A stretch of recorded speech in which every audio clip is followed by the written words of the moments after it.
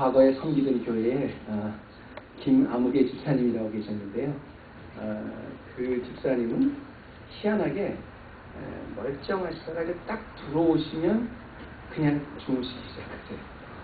목사님 설교를 시작하면 그냥 자는지 안 자는지 모르겠는데 제가 좀 자는 걸 의심했던 게 뭐냐면 목사님 설교를 딱 시작하면 자기 시작하는데 설교가 끝나면 딱 깨요. 참 제가 그 뒤에서 몇 번 봤는데요. 한 번도 그 법칙을 벗어난 적이 없고요. 희한하게 목사님이 딱 강단에 올라가면 졸기 시작해서 딱 하면 잠을 깨는데요. 그 집사님을 이렇게 보면서 이런 생각을 해요. 목사님이 그런 생각을 하시더라고요. 이거 목사가 앞에 있는데 이렇게 시작하자마자 이렇게 잠을 자는 것도 참 기적이라고 이렇게 말씀을 하시는데 저는 가만히 생각하면 그 반대라고 생각해요. 왜냐하면 가만히 제가 이렇게 생각을 해보니까 목사가 돼서 지금 수십 년을 이렇게 와서 설교를 해보니까 사실 일주일 내내 성도들이 얼마나 정말 피곤하시겠어요. 이민 삶에 너무너무 피곤해서 그 주일날 딱 하루 마음껏 쉬는 날인데 그때 또 아침같이 나와서 이렇게 그 설교를 뭐 20분, 30분, 때로는 40분까지 이렇게 듣고 있는데 졸지 않고 그 말씀을 다 기억하고 그 말씀을 다 은혜를 받는다는 것, 그것도 진짜 기적이더라고요. 정말 기적이다. 그래서 제가 목사는 무조건 설교가 짧아야 된다. 누가 그런 부흥 강사가 말씀을 하시는데 짧든 길든 이렇게 졸지 않고 듣는 것도 기적입니다. 사실 우리가 기적이라고 하면 이게 보통 뭐라고 생각하냐면 우리 이제 역학적인 사고방식에 젖어 있기 때문에 우리가 이제 어려운 일, 상식적으로 감당할 수 없는 일을 어떤 뜻밖의 일로 인해서 감당할 수 있으면 우리의 그 능력을 초월해서 이렇게 할 수 있으면 그것이 기적이다 이렇게 얘기를 하는데 우리들은 에클레시아 교회 이 성도로서 사실은 여러분 몰라서 그렇지 우리 매일 기적을 경험하고 삽니다. 우리가 지금 생각하고 있는 것이 이거 기적이다. 기적이 일어났으면 좋겠다. 언제 나에게 기적이 좀 기적적으로 좀 일어났으면 좋겠다 그러지만 사실 우리 성도들은 그 기적을 하루에도 수없이 많이 체험하고 사는 게 우리 성도들이에요. 근데 우리가 그걸 몰라요. 사실은 기적이라는 것은 뭐냐면 진짜 기적은 우리가 생각할 수 없을 만큼 어마어마한 일이 일어나고 있는데 그것을 우리가 느끼지 못하고 보지 못하고 듣지 못하기 때문에 그 기적이 안 되는 것이지 사실은 우리 삶 속에 따지고 보면 굉장한 기적이지요. 특별히 오늘 여러분과 같이 봉독한 에스라서 오늘 1장 1절서부터 6절까지 말씀을 보면 이거 정말 기적이다 이렇게 볼 수밖에 없어요. 왜냐하면 그 에스라는 여러분 제가 이제 우리 느헤미야 강의할 때 여러분과 같이 나누었지만 이제 바벨론의 포로로 됐던 이스라엘 백성이 바벨론에서 돌아왔을 때 이제 성벽을 건축하고 다시 성전을 재건하는 이런 사업을 통해서 쓰임을 받았던 바벨론 포로기에 바벨론에 이제 잡혀있던 그 이스라엘 사람들이 다시 본국으로 돌아와서 다시 성벽을 재건하고 성전을 건축하는 이런 일에 쓰임을 받았던 영적인 지도자들이죠. 근데 똑같은 지도자인데도요, 에스라하고 느헤미야는 다릅니다. 왜냐하면 이제 느헤미야는 사실 최고의 행정가였었기 때문에 우리가 느헤미야 공부하면서 우리가 배웠지만 이제 성벽을 재건하는데 포로로 수십 년을 살다가 다시 고향으로 돌아와서 무너진 성벽을 재건하는데 느헤미야와 같은 행정가가 있었기 때문에 그 어려운 가운데서도 59일 만에 밀어붙이는 느헤미야에 의해서 그 성벽이 완공됐죠. 반면에 이제 에스라는 학사 출신입니다. 하나님의 말씀을 연구하는 학사 출신이기 때문에 그 이스라엘 백성들이 어떤 그 추진력 있는 느헤미야의 지도에 따라서 성벽을 완공했다면 바로 그 이제 포로로 있다가 다시 돌아온 이스라엘 백성의 영적인 그 소강 상태를 다시 이끌어주고 영적으로 이렇게 부흥을 일으켜줬던 사람은 사실 에스라입니다. 그 두 사람의 지도력이 다 필요하겠죠. 쉽게 말해서 그 느헤미야 같은 사람은 워낙에 그 행정가였었기 때문에 그 바벨론에서조차도 그 최고의 위치에 있었던 사람이기 때문에 아주 조직적으로 그 성벽을 잘 재건할 수 있게 그 리더를 했던 사람이라면 에스라는 이스라엘 사람의 그 영적인 그 부흥운동을 주도했던 사람이 에스라지요. 근데 오늘 이제 에스라 그 1장 1절에서 6절 말씀은 뭐냐면 그 바벨론의 포로로 있었던 이스라엘 백성이 이제 다시 이스라엘로 귀환을 합니다. 예루살렘으로 귀환을 하죠. 이것도 기적이죠. 물론 기적이죠. 포로로 있었던 사람들이 갑자기 어느 날 그 귀환을 하게 됐는데 이것도 기적인데 사실은 그보다 더 기적은 뭐냐면 포로로 있었던 백성이 풀려났을 뿐 아니라 그 풀려난 백성들이 다시 그 옛날에 화려했던 지금은 무너진 이스라엘의 예루살렘의 성전을 다시 건축하는 거예요. 그리고 건축이 완공됩니다. 그게 더 기적이죠. 마치 그 우리나라에 36년 동안 이제 일제 식민지로 있었을 때 일본이 거의 다 망했을 동안에 보통 사람들은 다 몰랐다 그래요. 그래서 그 시대를 사셨던 어른들 보면 해방이 되는 8월 15일 그 전날까지만 해도 전혀 해방이 될 거라고 생각을 못했대요. 그리고 살았다는 겁니다. 근데 역사적으로 보면 이제 물론 일본이 거의 다 그때 망했었죠. 전혀 그 사람들은 몰랐지만 근데 어느 날 아침에 눈을 딱 떠보니까 갑자기 일본 천황이 무조건 항복을 하고 이제 해방이 됐다는 소식을 들었을 때 그건 정말 기적이었겠죠. 사람들한테는. 근데 오늘 이 말씀을 제가 나누면서 이스라엘 백성은 무려 70년 동안 포로로 있었습니다. 그것도 세계 최강대국의 포로로 있었어요. 근데 어느 날 갑자기 너희 나라로 좋다. 돌아가서 좋다. 해방이 된 거예요. 근데 해방이 된 것도 괜찮은데 그 무너진 예루살렘 성에서 성벽을 재건하고 성전을 다시 건축했다는 건 이건 정말 기적이죠. 기적이죠. 지금 보니까 이건 엄청난 기적이죠. 근데 이 기적이 사실은 이제 기적이지만 성경 말씀을 보면 이게 기적이 아니라 우리 성도들은 늘 일상적으로 경험하는 일상입니다. 우리 성도들과 이 세상 사람과 틀린 점은 뭐냐면 세상 사람들은 기적이 일어나야 기적이라고 그래요. 근데 우리가 경험하는 기적은 이미 우리 삶 속에 너무 많아요. 그거를 찾고 발견하고 우리 믿음의 눈을 통해서 깨달아가는 것. 이게 우리 성도들의 자세입니다. 오늘 우리가 그러면 우리 삶 속에 하나님 베풀어 주신 이 엄청난 성도의 삶의 기적이 과연 어떻게 해야 우리가 찾아질 수 있는가, 볼 수 있는가, 깨달을 수 있는가를 오늘 몇 가지만 좀 같이 나눠봤으면 좋겠는데요. 오늘 말씀에 의거해서 첫 번째로 하나님이 우리 삶 속에 베풀어 주시는 기적은 우리의 삶의 초점을 하나님의 주권 섭리에 맞추면 맞출수록 그 기적이 보입니다. 아시겠어요? 다시 할까요? 우리 삶 속에 일어나는 모든 기적, 삶 속에 체험되는 모든 기적은 우리의 모든 시선이 우리의 주변이 아니라 그 주변, 우리 삶의 주변 그 뒤에서 역사하시는 하나님의 주권 섭리에 맞춰지면 맞춰질수록 그 기적이 뚜렷이 보인다는 그런 말씀이 되겠죠. 제가 와이프가 소개를 해줘서 지저스 웍인가요? 뭐 그런 어떤 거 하여튼 그 데일리 그 묵상을 하는 그런 게 있어서 지난주에 보다 참 은혜를 많이 받았는데 우리의 그 시선이 항상 보면 우리가 어디에 맞춰져 있냐면 우리 현실에 맞춰져 있어요. 맞아요. 근데 제가 마침 이 말씀을 준비하는 걸 알기 때문에 하나님이 그걸 소개해 주셨는지 모르겠는데 우리의 시선이 우리 그 주위 삶의 환경에 너무나 많이 맞춰졌어요. 인간이니까 안 맞출 수는 없습니다. 항상 거기에 맞춰져요. 근데 우리는 거기에 너무 시선을 뺏겨요. 성도들은 누구냐면 비록 우리의 환경이 이렇지만 그 환경 뒤에 역사하시는 하나님의 주권 섭리에 시선을 맞출 줄 아는 사람이 믿음이 큰 사람입니다. 거기에다가만 언제까지만 우리의 삶의 주변에 맞추면 맞출수록 기적이 안 일어난다는 거예요. 자, 1절에 보면 이런 말로 시작합니다. 고레스 원년에 여호와께서 예레미야를 통해 하신 말씀을 이루시려고 고레스의 마음을 감동시켜 나라의 조서를 내리고 그래서 이스라엘 사람들을 다시 이제 바벨론의 포로에서 돌아가게 했다 이건데요. 바벨론이라는 큰 제국에 의해서 예루살렘이 멸망했습니다. 거기 있는 사람들은 다 바벨론의 포로가 됐어요. 70년 전의 일입니다. 그리고 사이에 이제 여러분이 그건 공부하지 않으셔도 된다. 사이에 메데라는 그 제국이 잠깐 등장합니다. 그거는 이제 모르셔도 되고요. 그 메데 그 다음에 이제 바벨론 다음에 등장하는 제국이 페르시아 제국이거든요.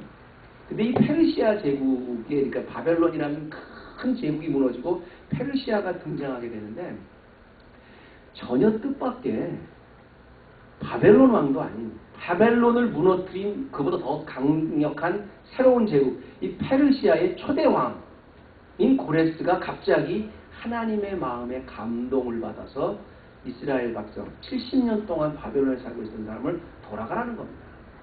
그리고 성전을 가서 건축하라는 겁니다. 참 신나지요. 이스라엘 사람들의 마음을 감동시켜서 이스라엘이 바벨론으로 독립하게 하신 것도 아니고 이스라엘의 어떤 그 지도자들을 통해서 한 것도 아니라 전혀 엉뚱하게 중동의 새로운 강자로 등장한 이 페르시아 제국의 왕을 하나님의 마음이 어느 날 감동시키셔서 이스라엘 백성을 전부 다 해방을 시키는 겁니다. 기적입니다. 그런데 말씀을 자세히 보면 이건 기적이 아니라 주권섭리라는 하나님의 주권섭리라는 그 차원으로 우리가 시선을 돌려보면 이건 이미 다 계획됐던 하나님의 역사의 한 부분이라는 거예요. 여기 뭐라고 나오냐면요. 고레스 원년에 여호와께서 에레미야를 통해서 하신 말씀을 이루려고 이미 70년 전에 바벨론의 포로로 오기 전에 이스라엘 백성이 바벨론의 포로가 되기 전에 에레미야의 입술을 통해서 바벨론이라는 사람을 통해서 예루살렘이 명한다는 걸 하나님은 이미 역사의 한 계획으로 세워놓으셨어요. 에레미야를 통해서 다 말씀해 주셨습니다. 그리고 전부 다 예루살렘이 무너져서 바벨론의 포로로 가 있는데 사람들은 거기서 이제 2대에 걸쳐서 거기서 기반도 잡고 거기서 돈도 벌고 그 다음에 이제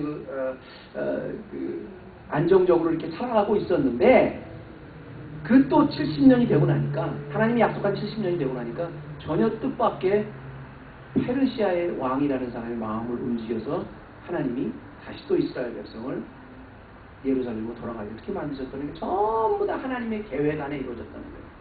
그리고 한번 생각해 보세요. 우리가 만약에 이스라엘 백성이라면 오늘 우리는 그냥 우리 부모님의 자녀로 태어났어요. 그리고 이 땅에서 살았어요. 자랐어요. 매일 비즈니스 하면서 살아요. 어려움을 당해요. 그리고 우리는 뭐라고 그러냐면 여기서 정말 너무 어렵다, 힘들다. 우리가 어떻게 해서든지 좀 하나님 좀 기적을 좀 베풀어 주셨으면 좋겠다. 이렇게 생각을 해요. 그런데 우리의 시선이 그런 우리의 환경이 아니라 그 우리 환경 뒤에서 역사하시는 하나님의 주권 섭리에 우리가 만약에 시선을 돌리게 되면요. 하나님의 법칙 안에서는 이미 우리 부모님 때, 우리 할아버지 때 이미 정해놓으신, 약속해놓으신 그 약속이 쭉 다 이루어지다가 70년이 됐을 때 하나님은 전혀 뜻밖의 우리가 생각하지 못한 페르시아라는 제국 하나를 일으키셔서 이스라엘 백성을 돌아가게 하신다는 겁니다. 더 신기한 것은 뭐냐면요. 해방은 됐는데 건축을 어떻게 합니까? 그렇죠? 지금 막 해방이 됐어요. 더구나 70년 동안 잘 기반 잡고 다른 나라에 살고 있었는데 내일이 무슨 일이 일어날지도 몰라요. 그냥 오늘의 그 삶을 살고 있었는데 갑자기 해방을 시켜줬는데 거기서 옛날에 우리 조상 때, 우리 할아버지 때, 우리 아버지 때 망했던 그 나라로 다시 돌아가게 하나님이 해주신 거예요. 근데 거기서 성전을 어떻게 건축을 해요? 솔로몬 왕과 같이 아주 태평성대를 누릴 때도 성전 건축이 힘든데 막 지금 피난민으로 돌아온 사람들 성전을 어떻게 건축해요? 그것도 역시 하나님께서 다 짓는 방법까지 하나님의 구조 안에 있어요. 우리가 다 읽지는 못했지만 그 에스라 3장 7절에 보면 그 어마어마한 성전을 건축을 하는데요. 솔로몬이 그 성전을 건축할 때 그 레바논의 백향목을 가장 좋은 나무 성전 기둥을 만들었지 않습니까? 바로 고레스 왕이 레바논의 백향목을 하다가 갖춰다가 성전을 다시 재건하라고 그렇게 고레스 왕이 세계 최강대국의 왕이 갑자기 이스라엘 사람들에 명령을 하는 거예요. 그 누가 거역해요? 다 일이 추진되는 거예요. 그렇게 일이 추진되는 거예요. 누가 감히 고레스 왕이 페르시아의 새로운 제국 왕이 이스라엘 사람들을 해방을 시켜서 예루살렘에 돌아가서 성전을 건축할 수 있게끔 그렇게 하겠냐는 거예요. 우리의 상상을 뛰어넘는 거예요. 우리의 할 수 있는 우리의 맥시멈을 뛰어넘는 거예요.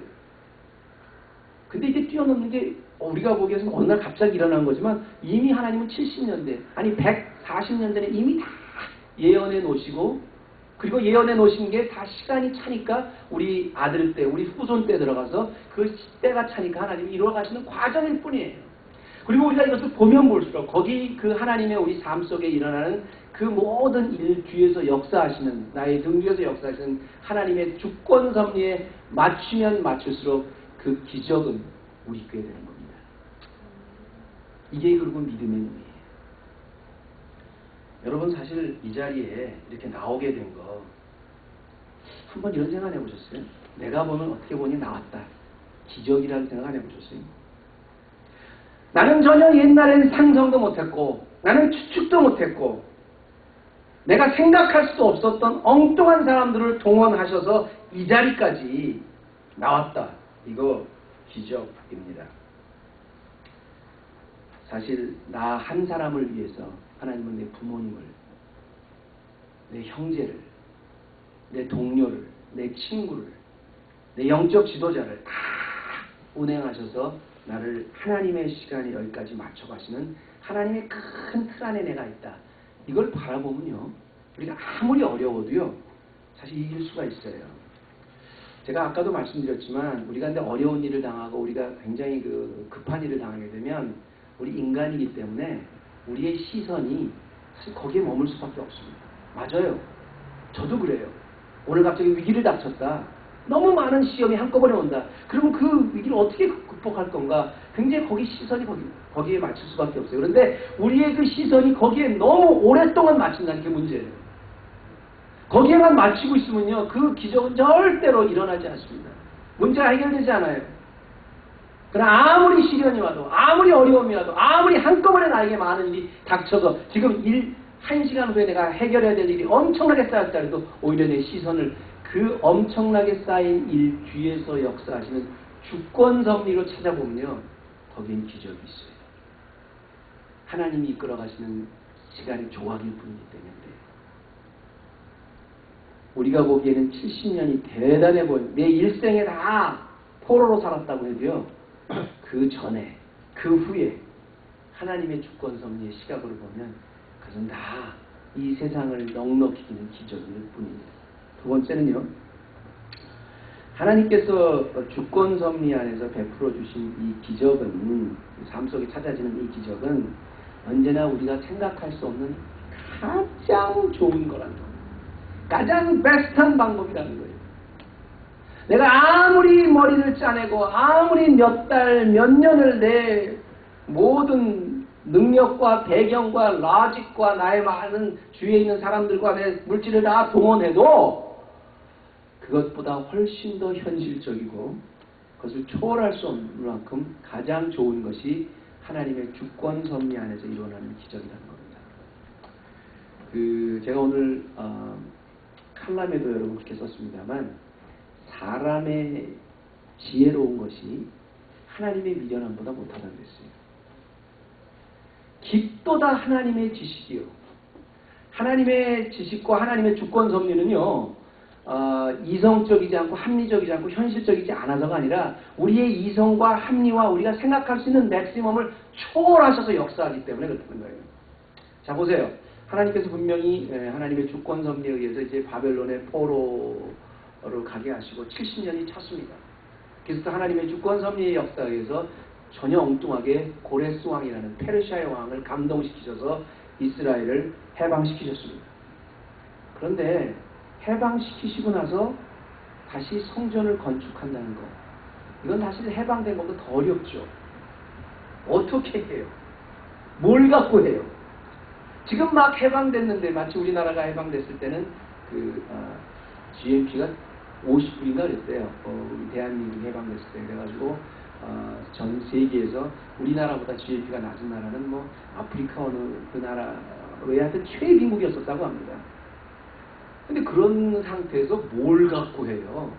제가 어렸을 때부터 들었던 그 이야기는 뭐냐면, 제가 이제 개발도상 됐을 때 우리나라에 풍부한 거는 아주 질 좋은 노동력밖에 없습니다. 그런 얘기 굉장히 많이 들어요. 요즘엔 더 그렇지도 않지만 그런 얘기만 해서 무지하게 많이 들었었어요.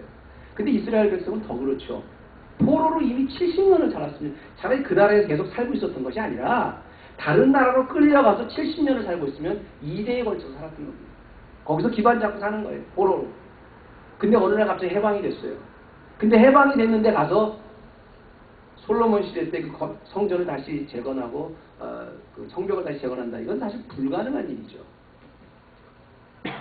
근데 하나님께서 주권 섭리에 의해서 고레스 왕을 동원하셔서 해방을 시켜주셨으면 인간이 생각할 수 없는 가장 좋은 방법으로 하나님이 또 다시 그 성전도 재건할 수 있게 해주셨다는 겁니다. 어떻게 나오냐? 구체적으로 해방만 시킬 뿐 아니라요. 3절과 4절이 무슨 말씀이냐면 지금 고레스 왕이 하는 얘기입니다. 여러분. 이스라엘 백성이 고백하는 게 아니에요. 고레스 왕이 지금 하고 있구나 이렇게 말씀하셔 주시기 바랍니다. 이스라엘의 하나님은 참신이라. 너희 중에 무릇 그 백성된 자는 다 유대 예루살렘으로 올라가서 거기 있는 여호와의 전을 건축하라. 너희 하나님이 함께 하시기를 원하노래. 고레스 왕이 지금 이렇게 격려를 해주는 거예요. 그러면서 뭐라 그러냐면 무릇 그 남아있는 백성 어느 곳에 우거했든지 그곳 사람들이 마땅히 은과 금과 기타 물건과 짐승으로 도와주고 그 외에 예루살렘 하나님의 전을 위하여 예물을 즐거이 드릴지니라. 이걸 페르시아 왕이 이렇게 얘기를 해요. 그래서 나중에 7절에 보면 그 고레스 왕 유일하게 이 사태를 해결할 수 있는 힘이 있는 딱 전 세계 단 한 사람 이 고레스 왕이 어떻게 얘기하냐면 과거에 이제 이스라엘 사람들이 바벨론으로 끌려올 때 그때 하나님의 성전에 있던 기물들을 전부 다 끌고 왔어요. 바벨론 사람들이 전부 다 탈취해 갖고 왔습니다. 좋은 거를. 이스라엘 사람들은 지금 그때 다 뺏겼는데 지금 그 생각도 못 하고 있었어요. 근데 그거 전부 다 도로 찾아서 꺼내서 도로다 갖다 놓으라는 거예요. 누구만 할 수 있어요? 고레스 왕만 그렇게 할 수 있는 거죠. 고레스 왕이 또 여호와의 전 기명을 꺼내 옛적에 느부갓네살이 예루살렘에 옮겨다가 자기 신들의 당에 두었던 것이라.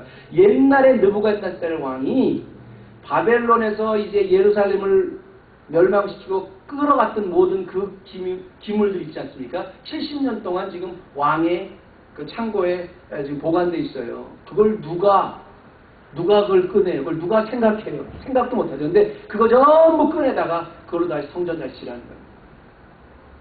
이런 사람이 생각해보지도 못한, 사람이 감히 상상도 해보지 못할, 사람이 감히 이매진 해보지도 못할 그런 방법으로 하나님께서는 하나님의 기적을 하나님의 주권 섭리 안에 이루어주시라는 거예요. 그리고 이것을 바라보는 게 우리 믿음의 눈입니다. 우리는요, 우리가 지금 당해 있는, 우리가 처해 있는 현실에 너무 우리의 시선을 빼앗기니까 뭘 생각하냐면 거기서 베스트라고 해봐야 뭘까? 내가 지금 물질적으로 뭘 기다리는 게 있다. 물질적으로 기껏 기다려봐야 거기서 우리가 생각할 수 있는 그 맥시멈도 한계가 있어요. 가면서 이러다가 내가 너무 물질적으로 그러니까 이러다가 복권이라도 하나 이게 가장 비현실적인 거예요. 복권이라도 하나 맞아야 되지 않을까? 아니면 내가 또 갑자기 지금 어떤 직장을 다니고 있는데 여기에 최소한 그 샐러리를 10배 정도 더 올라야지 내가 지금 살아남을 수 있지 않을까? 이거 굉장히 비현실적인 것 같지만 우리로서는 그게 가장 그 현실적인 거예요. 우리로서는. 왜? 우리는 그 정도밖에 안 되니까. 그런데 우리의 그런 비현실적이고 우리의 그 제한된 메모리를 뛰어넘어서 하나님이 역사하시는 주권 섭리 안에서 역사하시는 기적은 우리의 메모리를 뛰어넘어서 가장 생각지 못한 최고 것으로 인도해 주시는 게 하나님의 방법의 기적이라는 것입니다. 아니 이스라엘 어떤 사람이 평민을 모사하고 레위 사람 제사장 어떤 사람이 과거에 70년 전에 느부갓네살 왕이 탈취해갔던 그 성전의 기물을 다시 왕의 곳간에서 꺼내서 다시 그걸 성전으로 삼을 수 있는 그런 생각이 날 수 있었겠어요? 꿈이나 꿀 수 있었겠어요? 다 잊어버렸지. 하나님은 그렇지 않다. 여러분 왜 믿음의 사람들이 그 기적을 체험해야 되는 줄 아세요? 아무리 불가항력적으로 이루어진다고 해도요. 그리고 감당하지 못하는 우리가 생각하는 그런 범위 안에서 그것이 이루어지는 게 아닙니다. 우리가 생각하지 못한 전혀 생각하지 못한 가장 좋은 지혜로 하나님께서는 기적을 이끌어 주시는 거예요. 그리고 그것 때문에 우리 그리스도인들이 승리할 수 있는 겁니다. 근데 우리 시선은 어떤 어려움과 도전이 있으면 거기에 너무 그 어려움과 도전에 너무 오래 시간을 뺏겨요. 우리 시선을 너무 뺏겨요. 내가 오늘 갑자기 시험을 당했다는데 시험이라는 게 그렇지 않습니까? 한 가지만 하는 게 아니라 시험이 어려운 게 꼭 닥치면 한꺼번에 같이 몰려옵니다. 여러 가지 같이 몰려와요. 근데 우리가 인간이기 때문에 그 시험에 우리의 시선을 빼앗겠다고 해도요. 너무 거기에 오랫동안 맡겨 있으면 평생도 기적이 안 일어납니다. 하나님의 주권 섭리로 시각을 좀 돌려보세요.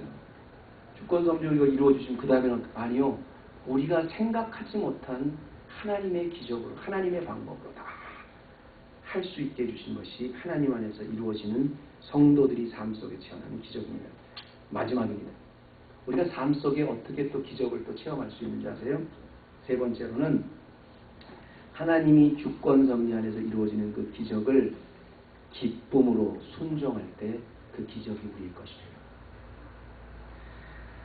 우리가 어떤 어려움을 당했을 때 계속 우리의 그 환경만 바라보면 기적이 안 일어난다 그랬죠. 우리의 시선은 어디다 옮겨야 된다고요? 하나님의 주권 섭리 안에 옮겨야 된다 그랬죠. 그리고 하나님의 주권 섭리 안에서 이루어지는 기적은 우리가 생각하는 것보다 훨씬 더 엄청난, 우리의 상식을 초월한 기적이라고 제가 말씀드렸지 않습니까? 근데 아무리 하나님의 주권 섭리 안에 그 기적이 커도요, 엄청나도요, 내게 다가와도요, 내가 매일매일 일어나도요, 우리가 그것을 기쁨으로 순종하지 않는 한 우리는 언제까지나, 죽을 때까지, 우리 인생 나을 때까지 그 기적 체험 못하고 살아요. 하나님이 이미 일어나고 있는 기적을 우리가 믿음으로 순종하고 사는 사람들에게만 그 기적이 되는 거예요. 제가 아까 3절 4절 읽지 않았습니까? 무릇 그 남아있는 백성이 어느 곳에 구하든지 금과 기타 모든 물건을 자원해서 드리라 그랬을 때 그 5절과 6절에 보면 그 이에 화답한 얘기 나옵니다. 고레스 왕이 조서를 내린 것에 백성들이 화답을 내는데요. 어느 누구 할 것 없이 이에 유다, 베냐민 족장, 제사장, 레위 사람들 무릇 그 마음이 하나님께 감동을 받고 올라가서 예루살렘 여호와의 전을 건축하고자 하는 자가 다 일어났다 했어요. 그런 도전을 받으니까 고레스 왕만 도전을 받은 게 아니라 이스라엘 사람들이 다 도전을 받았어요. 다 건축하자. 그리고 그 다음 날에 아주 재밌는 말이 나오는데 16절에 보면 그 사면 사람들이 은그릇과 황금과 기타 물건과 짐승과 보물로 돕고 그 외에도 예물을 즐거이 드렸더라 이렇게 합니다. 이게 여러분 그냥 아무것도 아닌 것 같지만 그때 시대 상황으로 하면요. 너무너무 큰 믿음의 순종이었어요. 뭐냐면 고레스의 왕의 마음을 하나님이 감동을 시키셔서 이제 이스라엘 사람들이 다시 바벨론으로 돌아가는 것까지는 우리가 기적이라고 알고 있어요. 그런데 이 돌아가서 성전을 건축해야 되는데 그것도 기적이에요. 그것도 하는 방법도 다 이제 고레스 왕이 해준 것도 기적이에요. 문제는 그렇게 하나님이 고레스 왕의 마음을 움직였다 해도 지금 이스라엘 백성들이 그것을 순종으로 기쁨으로 자기가 서로 너도 나도 없이 다 자기 있는 것 은금을 다 팔았다. 그리고 자원해서 간다. 따라가는 것. 이것도 사실은 굉장히 이때로서는 기적이었습니다. 왜냐하면 어차피 지금 이 바벨론의 포로로 된 이스라엘 사람들은 과거에 그 애굽의 포로로 됐을 때하고는 틀립니다. 상당히 기반을 잡고 살았어요. 그래서 바벨론의 그 포로의 후손들 중에서는 느헤미야와 같은 그런 이세영, 그 지도자들, 바벨론 제국의 그 지도자까지 나오지 않습니까? 거기서 다 살았어요. 기반 잡고 살았어요. 아들, 딸 놓고 잘 살았어요. 근데 다 다시 돌아가라는 건데 어디로 돌아가는 거냐면 자기 아버지, 할아버지 때 끌려왔던 그 나라로 다시 돌아가라는 거예요. 근데 그것도 거기에 가서 그냥 사는 게 아니라 다 준비된 가서 사는, 다 더 좋은 곳에 가서 사는 게 아니라 지금 있는 거 다 팔고 가라는 거예요. 그래서 실제로 바벨론의 포로로 갔던 사람은 이 해방이 되고 나서도 굉장히 많이 안 돌아왔습니다. 한꺼번에 다 돌아간 게 아니라 1차, 2차, 3차를 통해서도 안 돌아온 사람이 굉장히 많아요. 그럴 거 아닙니까? 지금 여기서 멀쩡히 기반 잡고 다 사는데 우리 조상 때 있었던 그 땅으로 다시 돌아가라니, 그리고 지금 있는 거 다 팔아서 거기 건축을 하라니, 성벽을 다시 재건하라니, 그건 누가 자원하겠어요? 그런데 자원을 했어요. 다 내놨어요. 하나님의 기적인 줄 알고 기쁨으로 순종을 했어요. 여기에 기적이 일어났습니다. 왜 이 사람들이 그랬겠어요? 비록 바벨론에 살고 있지만, 지금 페르시아가 됐습니다만 70년 동안 조상 때부터 살고 있었지만 그 사람들의 마음속에 아직도 하나님이 과거에 바벨론의 포로로 오시기 전에 주셨던 그 약속이 있어요. 그 주권 섭리가 있어요. 그거 믿었어요. 그리고 그 믿은 사람이 순종한 겁니다. 그리고 기쁨으로 순종한 겁니다. 그리고 기쁨으로 순종한 그 사람들 때문에 오늘 이 순간에도 일어나는 하나님의 기적을 체험할 수 있었던 겁니다. 성전이 건축됐죠. 성벽이 재건됐죠. 그리고 이스라엘 사람들이 많아졌어요. 저는 오늘 이 말씀을 보면서 여러분에게 이런 생각을 해요. 내 삶에 아무리 하나님이 기적을 많이 베풀어 주셔도요, 사실 그 기적을 우리의 시선이 계속 우리 앞에 있는 문제에만 초점을 맞추고 있으면 절대로 그 기적은 체험되지 않습니다. 문제는 어떤 시련이 와도 그 뒤에서 역사하시는 하나님의 큰 주권 섭리의 시선을 우리가 바라보는 만큼 얼마나 하나님의 기적이 오늘도 나에게 일어나고 있는가를 깨닫게 되고 승리할 수 있게 돼요. 리빙스톤의 일화를 하나 짤막하게 소개하고 여러분에게 말씀을 드리겠습니다. 리빙스톤이 현대 선교의 아버지라고 이렇게 말을 하지만 영국의 스코틀랜드 글라스고 대학에 와서 강연을 할 때 사람들이 모두 다 깜짝 놀랐대요. 왜냐하면 과연 리빙스톤이 그냥 강단에 서 있는 그 모습만 봐도 기적이었구나 그렇게 느껴지더라는 거예요. 왜냐하면 그의 얼굴에는 과거에 없었던 그 깊은 주름이 펴여져 있었고요. 팔은 사자한테 물려서 거의 다 뜯겨져 있었고요. 그리고 그때 노예상들과의 매일매일 싸워야 되는 그 악조건, 거기서 선교를 한 거예요. 그러니까 그 사람의 모습만 봐도 초췌하고 까맣게 걸려진 그 모습만 봐도 얼마나 어려움 속에서 선교를 지금까지 해왔는지를 사람들이 알 수 있었대요. 그런데 리빙스톤이 자기가 몸으로 보여주었던 매일매일이 도전이었고 매일매일이 챌린지였었고 매일매일이 기적이 아니었으면 할 수 없었던 그 일을 딱 한마디로 자기 삶을 정리해서 이렇게 얘기한답니다. 내 나그네 삶이 가져다준 외로움, 고통, 어려움, 이 모든 도전, 이것을 이길 수 있었던 것이 무엇인 줄 아십니까? 딱 하나였습니다. 그것은 하나님의 약속이었습니다. 가장 고결한 영광을 지니신 분이 해주셨던 약속. 너희는 가서 모든 족속으로 제자를 삼아 아버지와 아들과 성령의 이름으로 세례를 주고 내가 지켜 모든 분부한 것을 가르쳐 지키게 하라. 내가 세상 끝날까지 너희와 함께 하리라는 그 약속.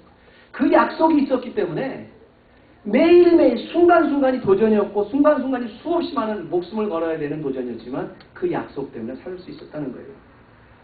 그가 세상을 떠났을 때 리빙스톤의 침대 옆에는 자기가 무릎을 꿇고 기도하다가 세상을 떠났는데 조그마한 성경책이 있었대요. 그리고 그 성경책에는 여전히 마지막 순간까지 마태복음 28장 28절이 펼쳐져 있더랍니다. 보라, 세상 끝날까지 내가 너희와 함께 하리라. 그리고 그 밑에는 가장 존귀하신 분이 해주신 약속, 그렇게 리빙스톤의 메모가 있었답니다. 여러분, 어려운 일을 당하거나 건강상의 문제가 생기거나 사업이 안 되거나 우리 경제적으로 너무 어려워 가족적으로 너무너무 실망이 되는 일이 우리에게 닥치면, 그것도 한두 가지가 아니라 수없이 나게 닥치면 거기서 무릎을 꿇고 우리는 좌절하고 포기하고 원망해야 되는 것이 세상이 우리에게 가르쳐주는 상식입니다. 우리가 12회를 혈루증으로 알고 있다면 내 마음이 무너져서 누구 앞에서 나가지 못하고 고침을 받지 못해야 되는 낙심 가운데 있어야 되는 게 세상이 우리에게 가르쳐주는 반응이에요. 불경기 때 사업이 안 되고 모든 것이 꼬이게 되면 누구를 원망해야 되고 그 문제를 바라보고 우리가 낙심을 하고 한탄해야 되는 게 세상이 우리에게 그렇게 가르쳐주는 가치관입니다. 그러나 그리스도인은 그런 세상이 가르쳐주는 가치관, 세상이 가르쳐주는 상식, 세상이 가르쳐주는 당연한 행동을 뛰어넘어야 되는 것이 우리 그리스도인. 왠지 아십니까? 우리는 그 상식을 뛰어넘어서 그 상식 뒤에 주권 섭리로 역사하시는 하나님의 기적을 볼 수 있는 능력 있는 사람들이기 때문입니다. 이게 우리가 세상과 틀린 에클레시아, 교회들의 특징입니다. 바라기는 오늘 이 순간도 오늘 교회 문을 나가면 이제 내가 해결해야 될 수없이 많은 엄청난 도전의 그런 부담을 갖고 오신 분이라고 할지라도 그 뒤에서 역사하시는 하나님의 기적을 믿고 그 주권 섭리에 초점을 맞추고 오늘도 좌절하는 것이 아니라 기쁨으로 순종해서 오늘 이 순간에도 또 앞으로도 계속 주님 오실 때까지 베풀어 주신 그 기적을 우리 삶 속에 체험하는 우리 해방교회 되기를 주님의 이름으로 축원합니다. 기도하십시다. 하나님 감사합니다. 우리가 세상의 평범한 삶을 살 때도 너무 도전을 많이 받습니다. 너무 힘든 일이 많습니다. 너무 어려운 일이 많습니다. 그러나 우리가 세상같이 그렇게 반응을 하면 우리가 에클레시아로 세상과 틀리게, 세상과 구별하게 우리의 성도들로 불러주시니 무슨 의미가 있겠습니까? 오늘 믿음의 눈을 허락하여 주셔서 이 말씀을 통해서 세상이 주는 도전 뒤에 역사하시는 하나님의 주권 섭리를 바라볼 수 있게 도와주시고 그 주권 섭리는 가장 나에게 좋은 방법으로 내 상식을 뛰어넘는 방법으로 역사하고 계심을 믿고 거기 오늘도 즐거움으로 기쁨으로 순종해서 하나님이 오늘도 베풀어 계시고 과거에도 그러셨고 앞으로도 베푸실 엄청난 기적을 매일매일 체험하고 사는 바울과 같은 우리 헤브론 교회 되게 하여 주시옵소서. 예수님의 이름으로 기도드립니다.